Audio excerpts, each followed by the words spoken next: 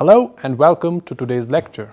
The topic for today's lecture is Gainful Employment, the Me-We balance. The objectives for today's lecture are understanding the concept of gainful employment, understanding the components of gainful employment, understanding the theoretical approach and applications of gainful employment, understanding the new emphasis on gainful employment in India, understanding the concept of the Me-We balance, and understanding the concept of individualism and collectivism.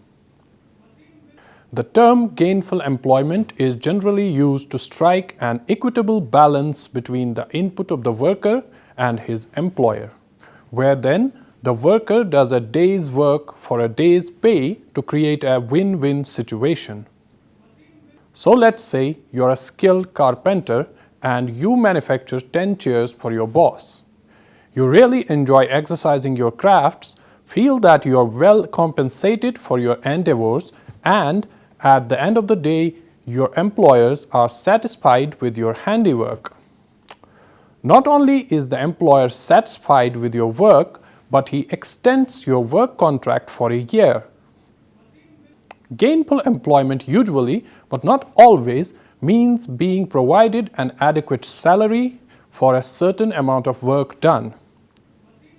It's often used in the context of working for a concern which has many employees accomplishing similar or dissimilar tasks at equal or varying wages. Gainful can have other meanings too. An apprentice may work at a very low salary, often just room and board. The employment is gainful because the apprentice is gaining the experience and discipline relating to becoming a journeyman. He is learning the attitudes and behavior of a journeyman, and in 5 years or so will graduate to become a journeyman who is paid the same wage as other journeymen. Gainful employment can also be related to internship. An intern works in a lawyer's office for 3 years, which, if he passes, will allow him to plead cases and negotiate with prosecutors for various sentences for crimes. The gain in the intern's case is an extremely prosperous career for which he must wait 3 years to enjoy. His gain is training by a professional, recommended reading of law and case law and appellate law, and actual preparation of complaints, pleas, real estate titles, wills and trusts, among other documents.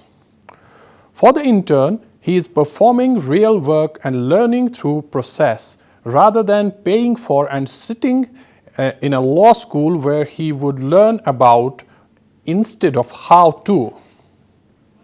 Further, gainful employment, or to be gainfully employed, is having a reliable, full-time, steady job for which you are paid enough to support yourself without it being a struggle, or where you are kind of backsliding despite working.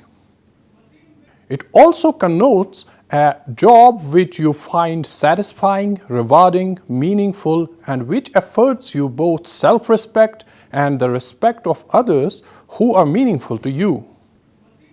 This may be a more archaic use, but once upon a time, anyone who did an honest day's work for an honest day's pay was respected, whether they were a janitor, a railroad engineer, a farmer, or a doctor. All work was recognized as being essential to the society, so there wasn't the snobbery or hierarchy that there is today. Gainful employment is a quaint term that has fallen out of favor in this 21st century global landscape. It used to be that people would seek to gain a job that would provide a stable work environment where the commitment by both employer and employee was considered permanent. For people born in the first half of last century, a job was a career. You hoped that once you were hired, that's where you would stay. People were not required to be as mobile as today. Most companies had medical plans and, at that time, were required by law to have a company-funded retirement plan. It was not until the late 70s and early 80s that all this began to change. Nowadays, the term has fallen out of use, probably due in part to the decrease in job stability, both employers avoiding full-time hires or long-term commitments at mid to lower level jobs, and people being more mobile, more restless, so changing jobs more often. But for those who use it, it connotes a sense of stability, pride, and the ability to save a little bit and have a cushion for emergencies, having a baby, or for a vacation, etc. In psychology, gainful employment is a positive psychology concept that explores the benefits of work and employment. Positive psychology's emphasis on gainful employment has increased the amount of recent publications on gainful employment and its impact on the quality of life and illnesses like depression. Present measurements of employment emphasize decreasing the unemployment as opposed to increasing gainful employment. Positive psychology argues that gainful employment is a necessary component of living a fulfilled life, noting its positive impact on identity, social support, purpose, and challenge. Let me first talk about the components of gainful employment. Gainful employment is characterized by the following 9 components. The first is variety in duties that are performed. A lack in variability can lead to presenteeism, in which the employee physically goes to work but becomes unproductive or discontented due to boredom with repetitive work activities. If the tasks at work are varied, satisfaction comes more easily.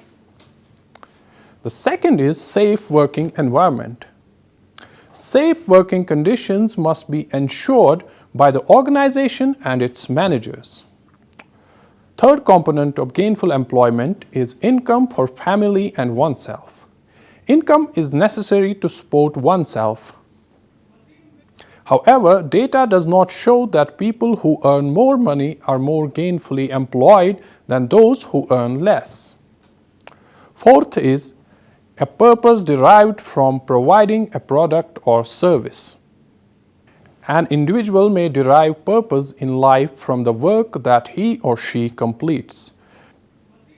Many individuals describe their work as a calling, or in other words, a vocation to which the employee brings a passion, a commitment to the work for its own sake. Fifth is happiness and satisfaction.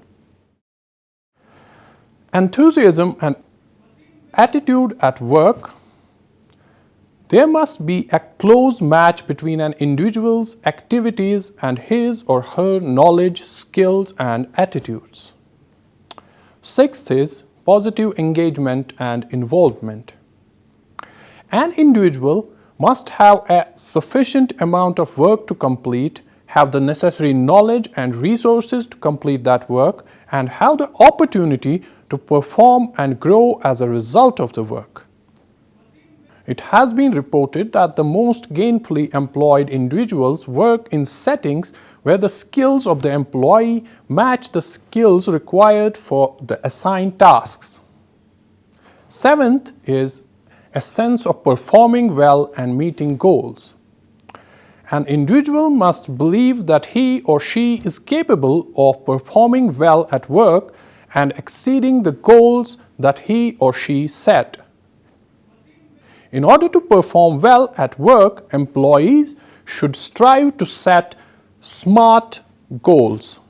By SMART, we mean specific, measurable, attainable, reasonable, and timely goals. Now, the eighth is friendship.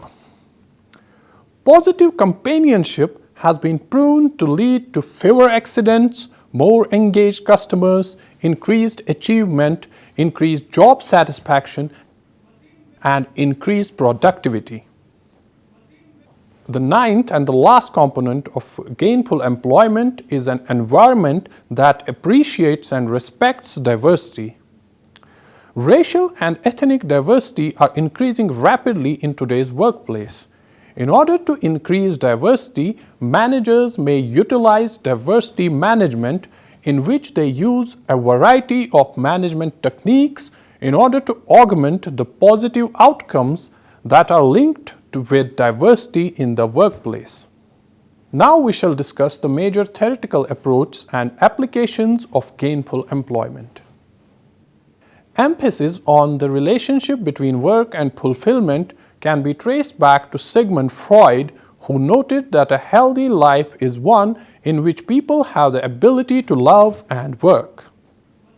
Research confirms that when individuals are gainfully employed, as characterized by a safe environment, purpose derived from work, engagement, etc., their quality of and satisfaction with life increases.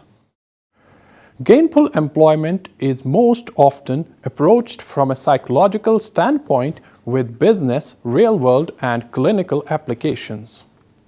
Specifically, the strengths-based practice is a psychological approach to gainful employment that has business applications for the employed and people in management positions.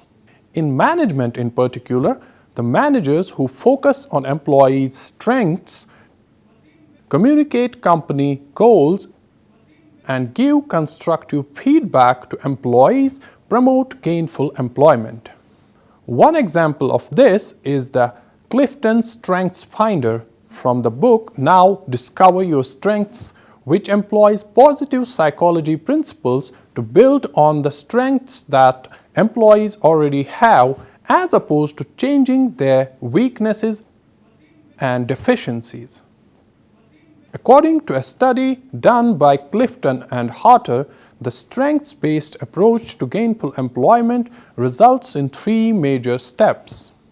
Step 1 is the identification of talents. Step 2 is the integration of talents into employees' image and workplace. And step 3 is the tactical behavioral change in which the employee begins to view his or her success as a result of his or her unique talents. Career counseling represents another psychological approach to gainful employment with business and real-world applications for individuals seeking employment. Vocational counselors work with individuals who are considering new careers not only to secure employment for them, but also to ensure organizational fit and job satisfaction. For example, a vocational counselor may ask their client to complete an assets exercise in which the client writes down his or her assets and debits on a sheet of paper with two columns, one for assets and another for debits. This exercise allows the client to consider his or her strengths, interests, and talents, and helps the counselor determine what types of professions will be most beneficial for the client. Gainful employment, when approached from a psychological perspective, has been shown to have relevant clinical and real-world applications. Individuals with traumatic brain injuries demonstrate greater psychological well-being and perceived quality of life if they are gainfully employed. In a study assessing perceived quality of life in individuals with traumatic brain injury, findings indicated that the level of engagement in work activities was significantly related to perceived quality of life, suggesting that gainful employment leads to more favorable appraisals of quality of life. Similar findings argue that gainful employment may function to provide a buffer against depression and anxiety in individuals with traumatic brain injury. Gainful employment is also a contributing factor in the social perception of an individual by others. Gainful employment significantly reduces the social stigma shown by adults towards a fictional person coping with schizophrenia. These findings suggest that gainful employment has internal clinical benefits for the individual as well as external and real-world benefits on how others perceive individuals. Let's now discuss the new emphasis on gainful employment in India. India has delivered strong economic growth relative to many other countries in past few years, but there are concerns about whether the growth has been inclusive or whether the country is heading for jobless growth. Data from India's Labour Bureau on employment creation suggests that fewer than 2 million jobs are being created annually, a seemingly dire situation in a country where the working age population grows by some 16 million every year. In reality, much of the discussion around jobless growth is not founded on robust data or analysis. Indeed, there is a dearth of reliable and timely data on this topic. More fundamentally, we believe the debate around the pace of job creation is a narrow one that does not reflect the labor market goals India should set for itself. India has a holistic goal, that of creating opportunities for gainful employment for the workforce, but gainful employment is about quality and not just quantity. It implies not only creation of jobs, but the creation of more fulfilling and better paying jobs that are more productive and that mean an enhancement in work quality, a term that we use to describe other aspects of work desired by the labor force such as safety, cleanliness, flexibility, income security, skills, and intellectual stimulation, etc.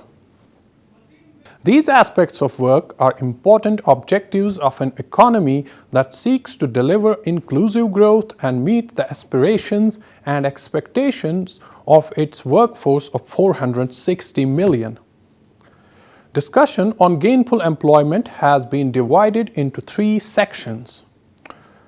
The first reviews trends in labor market data over the last 4 years and the extent to which existing measurement tools capture or fail to capture the essential elements of gainful employment. The second section focuses on global trends such as automation and the rise of independent work that have been affecting India in a more intense way in the recent past and that have important implications for efforts to stimulate gainful employment. The third and final section outlines some measures that policymakers and businesses could consider as ways to enable and enhance both measurement and creation of more gainful employment. Gainful employment as an issue is by no means limited to India. The International Labour Organization (ILO) launched a campaign focusing on decent work in 1999. Quality of work was a theme institutionalized as part of the European Union's Lisbon Treaty in 2000, which included the goal of sustainable economic growth with more and better jobs. Yet, gainful employment remains an elusive object in many parts of the world. Research by the McKinsey Global Institute has shown that beyond the unemployment rate, questions relating to quality of work such as skill levels, productivity, and income advancement can be potent and sometimes politically corrosive ones in advanced economies at a time when labor market dynamics are shifting. Moreover, the trends such as the push to fill the infrastructure deficit, the advent of automation, and the growing importance of digital ecosystems and independent work are challenging labor markets around the world while also creating new and better opportunities. India's labor markets are experiencing structural change but there is a dearth of reliable data to capture these shifts. The debate tends to focus narrowly on pace of job creation, which itself could be measured more frequently and accurately. We see the need for a new emphasis on the notion of gainful employment for India's workforce of 460 million that focuses on improved quality of work and the income derived from it. Gainful employment covers a range of issues including the quantity and type of work done by people already in employment, growth in labor productivity, higher earnings, and aspects of work quality such as safety, cleanliness, flexibility, income security, and intellectual challenge.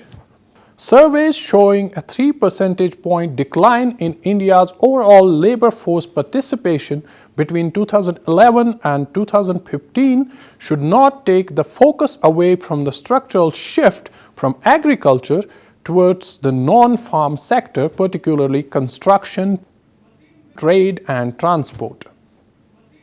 During this period, agriculture shrank by 26 million jobs, while non-farm jobs rose by 33 million, largely driven by rapid economic growth between 2013 and 2015. More recent trends in aggregate employment cannot be derived from the quarterly enterprise studies available, highlighting the data deficit. Labor force participation and the number of employed people do not in themselves measure gainful employment. Declining labor participation may indicate that more young people have stayed in education and/or that more women from households which were once in extreme poverty but have now entered the middle class no longer need to work in low productivity jobs. Likewise, supplementary income opportunities such as additional days for work on a construction project or selling home produce through a digital platform may not increase the number of jobs, but they may raise the income level, choice, flexibility, and security of an underemployed worker engaged in low productivity work. Global trends affecting economies around the world pose challenges to labor but also lead to more opportunities in gainful employment. Three of these trends are particularly relevant to India. To bridge India's infrastructural gaps, the government has raised public investment in roads, railways, rural development, power, telecom, housing, and soft areas of healthcare and education, creating work opportunities for an estimated 7 million workers at wages that are 70% higher than for average farm workers. In addition to creating jobs, there is some evidence of investment in power and road infrastructure, triggering growth in non-farm economy in key states. Rapid advances in automation technologies are affecting India's information technology and business process outsourcing sectors. These sectors have remained net job creators, and the industry estimates that companies could hire up to 2.5 to 3 million more workers by 2025, providing they can acquire the skills that meet the changing needs. The global rise of independent work and micro-entrepreneurship aided by new digital ecosystems is mirrored in India, where they are providing new work opportunities with better pay and links to organized value chains, including parts of the country less covered by formal labor markets. Our initial estimates are that the rapidly growing sectors of the cab-hailing platforms, e-commerce, digital financial services through networks of banking correspondents and lending of micro-entrepreneurship and self-help groups have improved income opportunities for 18 to 22 million workers in about the past 3 years. India needs to collect more frequent, timely, and relevant labor market data to understand trends in gainful employment.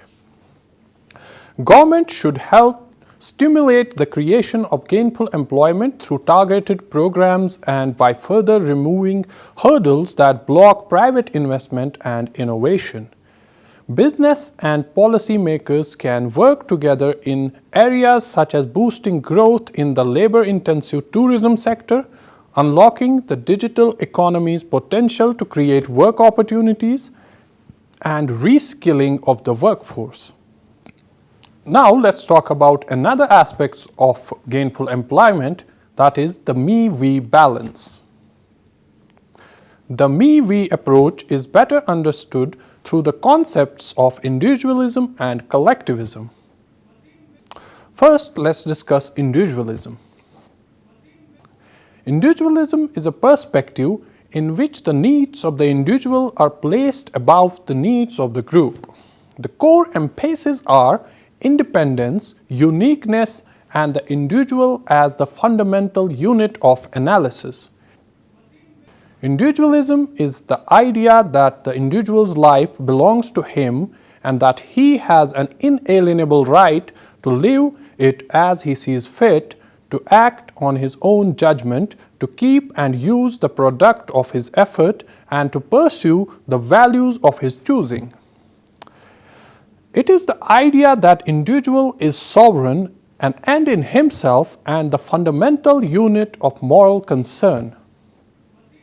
This is the ideal that the American founders set forth and sought to establish when they drafted the Declaration and the Constitution and created a country in which the individual's rights to life, liberty, property, and the pursuit of happiness were to be recognized and protected.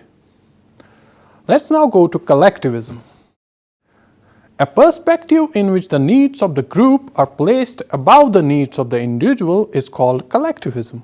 The core emphases of collectivism are dependence, conformity, the desire to fit in, and the group as the fundamental unit of analysis. Collectivism is the idea that individual's life belongs not to him but to the group or society of which he is merely a part, that he has no rights, and that he must sacrifice his values and goals for the group's greater good. According to collectivism, the group or society is the basic unit of moral concern, and individual is of value only insofar as he or she serves the group. As one advocate of this idea puts it, man has no rights except those which the society permits him to enjoy. From the day of his birth until the day of his death, society allows him to enjoy certain so-called rights and deprives him of others, not because society desires especially to favor or oppress the individual, but because its own preservation, welfare, and happiness are the prime considerations. Now let me make it clear that humans often put the us ahead of the me in their daily lives, despite the economic irrationality of the choice, and their groups and organizations benefit from that choice. For example, studies have shown that members of organizations, if they report themselves satisfied with their position, will see the group's interest as their own, even if objective measures would show a conflict. And political scientists have found that research subjects' calculations about their interests in politics are collective and not individual. Women who have done well in their careers will respond to politicians who want to reduce gender discrimination. Many managers compare their work to herding cats, but human beings are put together very differently from loner animals. In fact, we are far more prone to cooperate than our close relatives, the chimpanzees, are. These apes share more than 98% of their genetic code with human beings, yet they couldn't calmly share an elevator with strangers or choose sides with unknown fellow apes for a friendly game. In fact, some psychologists and biologists have speculated that the human species has crossed the line and joined the ranks of extrasocial species whose members are so devoted that a large group of individuals can be viewed as if it were a single superorganism, like a beehive or an anthill. In view of Céline Casbier, a psychologist at University of Virginia's Darden School of Business, our minds are shaped to make us cooperative members of a hive. Identification with a group is the switch that activates these mechanisms, she wrote in a recent paper. Any group will do if it provides the psychological pathway from the me to we, religion, nation, race, ideology, sports team, military unit, and of course a corporation or work team. Each of us, she argues, is an individualist ape much of the time, but capable of becoming a loyal drone under the right circumstances. Once we sense that we are part of a hive, we have psychological mechanisms that make it easy for us to get in line and do our part, while our chimp cousins would keep insisting with bites and kicks and screams on getting their own way. One of these mechanisms is quick and untroubled communication. The sense that among us it's easy to comprehend what others mean, that here we all understand each other. It's that absence of self-consciousness, the ease and fellowship and sense of common values which make for intimacy and sanity and the quick give and take of familiar intercourse, as Virginia Woolf once put it. Communication is more than nouns and verbs. A shared culture of references, folk tales, proverbs, and the like also marks the group members as belonging together, as do music, dancing, marching, synchronized sounds, and movement helping to communicate that we are one. Our communication channels allow us to share goals and plans, to understand that a desired outcome, for example, to win this election, to get this company back on top, to move this stuff out of the garage is shared, and to be able to do the complex mental work of taking one's place in a mosaic of different workers doing different things. As Casbier points out, even the biology of human eye makes it easier for us to work together. The visible white surrounding our iris is unusual. Our primate relatives have dark eyes that don't pop against the surrounding skin tones, and it encourages sharing ideas in the most literal sense. If a group member shifts her gaze to look at something, others notice it and are likely to look at the same place. Another trigger of the we feeling is the sense of tradition, taboo, or authority. It may be embodied in a leader or sacred figure, but it need not be. Often, this sense arises in an unconscious but powerful consensus based on a shared history and shared rules. This is important to note because deference to group authority is not necessarily the same as deference to a single person. In fact, a feeling of we is easier to stir when team members believe that all are being treated the same, and the sense of we're all in it together is often enough to transform straying cats into eager bees. As anyone with kids knows, people the world over have natural fascination with fairness and easily resent a sense that any individual has special privileges or advantages. This is part of the mentality of groups, Casbier says, because a sense that all members are treated the same evokes that feeling of shared destiny, that the fate of one is the fate of all. This intense interest in fairness makes group members eager to punish anyone they perceive to be cheating.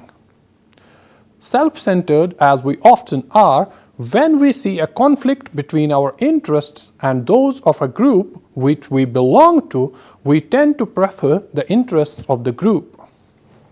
In fact, most recent studies suggest that working in teams makes participants want to be even more unselfish.